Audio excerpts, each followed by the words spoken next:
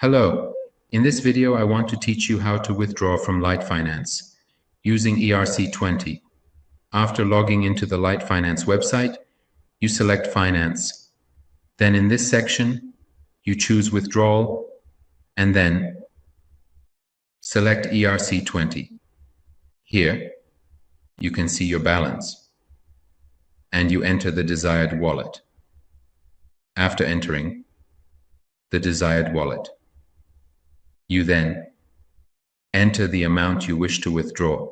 For example, we entered $20 and note that $6 is deducted, so you receive $14.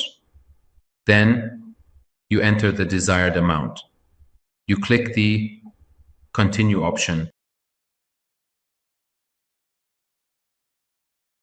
After entering the code, you will see this page indicating that your withdrawal is being processed and will be completed soon. As you can see, the withdrawal has been completed and we withdrew using ERC20.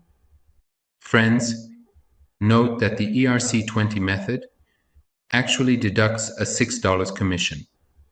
And if you want to pay less commission, you should use the TRC20 method, which we recommend to you. Good luck